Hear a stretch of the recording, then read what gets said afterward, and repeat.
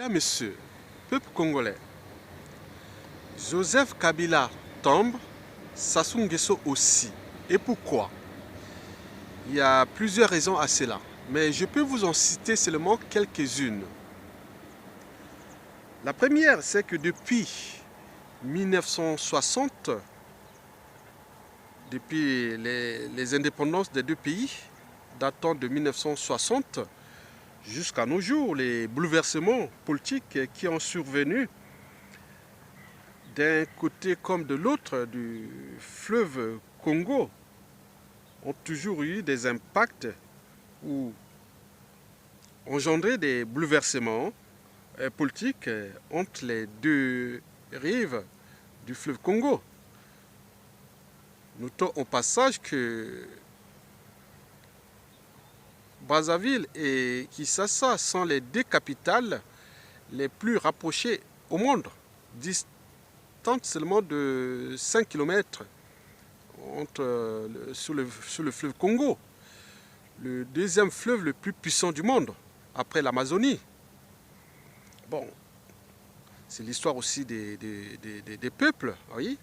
Nous avons les mêmes peuples quant à la partie septentrionale des deux frontières qui s'étend sur plus de 2000 km. Par exemple, le Bangui-Chari, vous avez les Oubanguiens. Et quand on arrive au niveau du fleuve Congo, vous avez les Ngala, des deux côtés du fleuve. Vous avez les Téké, des deux côtés du fleuve, puis les Bakongo. Bon, donc c'est une histoire commune. Oui, donc, mais depuis des années, ces deux écosystèmes culturels ont toujours été trahis par ces mauvais, ces êtres stupides qui sont venus s'accaparer de ces pays pour déclasser, déciviliser et déshumaniser. Et cela ne va plus durer au XXIe siècle. Mesdames, Messieurs, oui, depuis 1960 jusqu'à nos jours, les bouleversements qui ont survenu d'un côté comme de l'autre du fleuve Congo ont toujours eu des impacts politiques au niveau de Brazzaville ou de Kinshasa. C'est l'histoire des rapports de force entre Brazzaville et Kinshasa d'une part, et pour cause, depuis par exemple 1960 jusqu'à 1997, par exemple, 1997, ces rapports de force ont toujours été en faveur de Kinshasa. Oui, pour citer la révolution de 1963 souvenez au Congo-Brazzaville, puis en 1968, le coup d'État manqué de Kinganga en 1970, le mouvement M22 en 1972, l'assassinat du commandant Maringwabi en 1977, et puis le coup d'État survenu en 1997 des deux côtés. Oui, toujours, ils ont été toujours en rapport avec ces rapports de force précités, c'est-à-dire en faveur de Kinshasa. Mais depuis 2001 ou 2002, jusqu'à nos jours, mais il me semble que c'est du côté de Brazzaville. Et voilà. Et pourquoi? Parce que bon, c'est dans le souci de la confiance géopolitique entre Brazzaville et Kinshasa. Ben oui, on veut toujours, ne veut pas avoir l'ennemi en face. On veut toujours être en confiance avec l'ennemi en place. Donc quand il y a un pouvoir politique, un nouveau pouvoir politique à Brazzaville, il souhaite toujours contrôler le pouvoir politique en face, à Kinshasa. Et inversement. Mesdames, Messieurs, la deuxième raison, c'est que le peuple a envie d'en découdre avec ces êtres-là, ces êtres stupides-là, ces mauvais, trop mauvais pour être utiles à l'intérêt même de ces deux peuples. Le peuple congolais, de Brazzaville et de Kinshasa. Eh bien oui, le peuple a soif de changement. Mais il me semble que les deux dictateurs s'entêtent à se maintenir coûte que coûte au pouvoir en déniant toutes les règles communes et notamment les institutions, les constitutions bien sûr qu'ils n'en peuvent plus parce qu'ils ont peur de la suite, ou peut-être qu'ils ont déjà fait la lecture de la chute de toutes les dictatures depuis la nuit des temps. Eh bien oui, quand vous savez que dans 97% des cas, la chute d'un dictateur apporte tout le chaos à son peuple. Et tous ceux qui travaillent ou soutiennent les tyrans ont besoin de le protéger pour aussi éviter les chaos. Mais pourquoi arriver au chaos? Parce qu'ils n'ont pas été là pour l'intérêt général. Ils étaient là seulement pour leurs intérêts particuliers et partisans, s'enrichir au détriment du peuple. Bien sûr qu'ils les ont massacrés, assassinés. On parle de crimes contre l'humanité, de génocide, de crimes de guerre, de terrorisme d'État, de guerre asymétrique. Et tout ça compte un peu parce qu'eux, ils se sont accaparés des moyens colossaux de ces deux États. Ces moyens sont militaires. Ils sont aussi du renseignement, ils sont de la justice, ils sont des ressources naturelles, des comptes publics. Et bien sûr qu'ils se sont accaparés de ces moyens. C'est non seulement immoral, mais inhumain au XXIe siècle. Bien sûr que la respectabilité interraciale, elle est souillée à cause de ces individus-là. Ils roulent que pour leurs donneurs d'ordre, qui sont les multinationales, qui ont pris en otage ces peuples et en plaçant ces mauvais, et ces mauvais se servent des moyens de l'État pour massacrer ces peuples et se maintenir au pouvoir. Mais je peux vous rassurer qu'aucune dictature n'a duré 1000 ans. Mais donc, la soif du changement est réelle. Donc, le peuple a envie d'en découdre avec ces gens-là. Et la troisième raison, c'est que il y a une entente cordiale entre la résistance contre ces deux dictateurs, Joseph Kabila et Sassou Nguesso. Ce qui fait que s'il y a l'un qui tombe et l'autre sera obligatoirement mis hors d'état de nuire. Donc il me semble que la probabilité que ces gens soient mis hors d'état de nuire est en faveur du contexte politique, économique, social, culturel et aussi géopolitique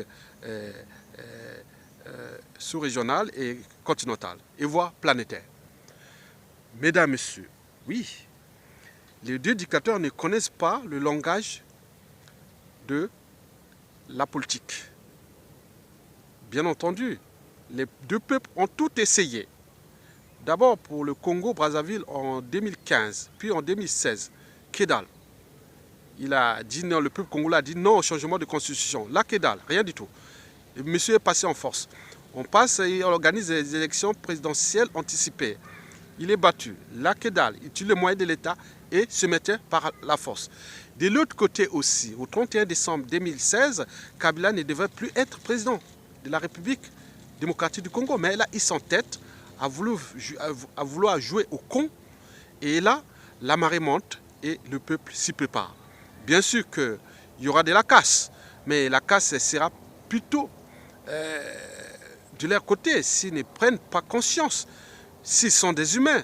Un humain, c'est quelqu'un qui a une âme et une conscience. À un moment donné, on dit qu'on a échoué, on a fait du mal à nos semblables, à nos peuples, et à un moment donné, on quitte le pouvoir. On est raisonnable. On dit non, mais on laisse tomber. Mais eux, ils sont tête à entraîner encore plus de morts. Et c'est là le danger. Pas pour le peuple. Le peuple, bien sûr, a tout perdu. Il n'a plus rien à perdre, que ce soit à Kinshasa ou à Brazzaville. Ils n'ont plus rien à perdre. C'est eux qui vont perdre. Et à la clé, leurs dignitaires et valets locaux étrangers. Et n'oublions pas, il pourra avoir aussi des impacts économiques et compagnie.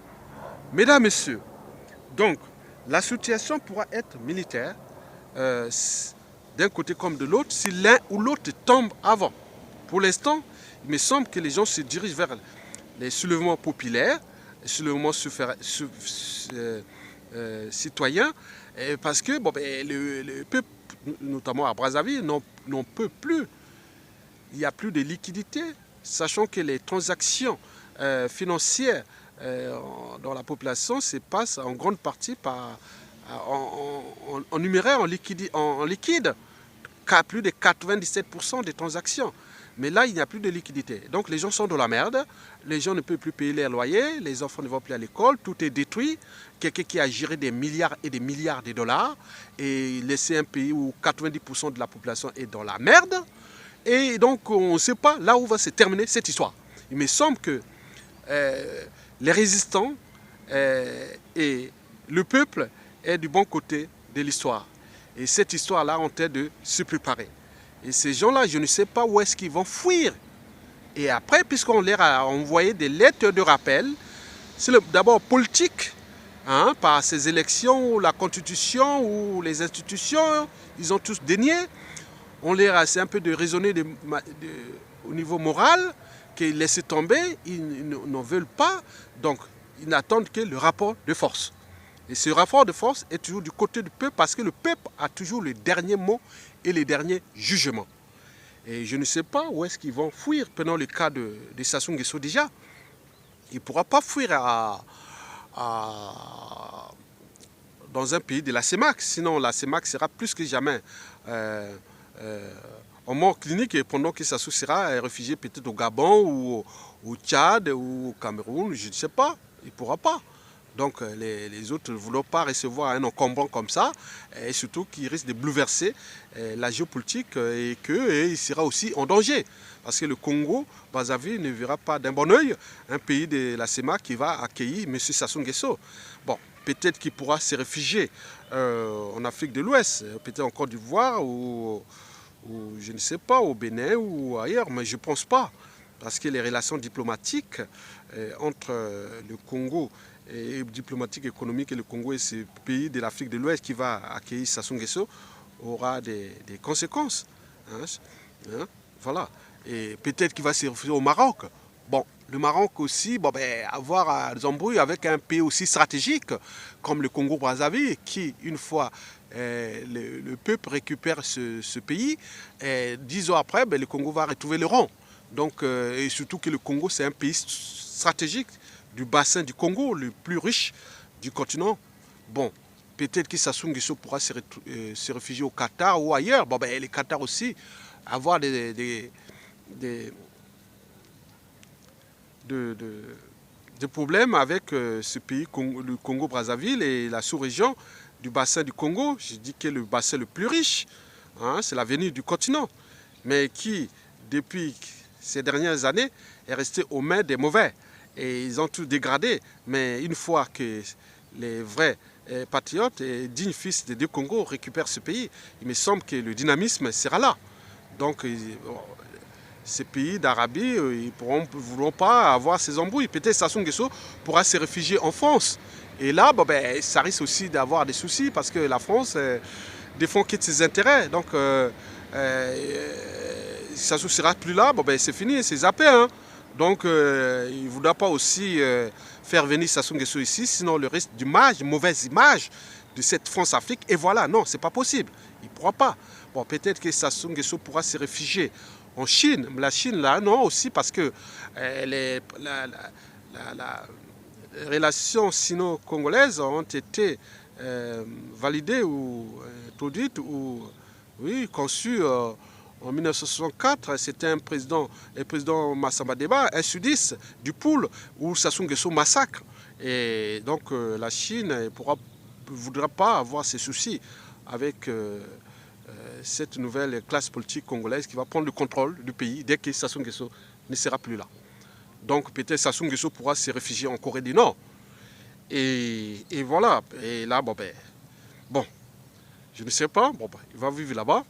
Peut-être. Et si la Corée du Nord a envie aussi. Bon, il a déjà des soucis avec ses voisins et aussi les Américains. Et plus, voilà. Donc il ne voudrait pas.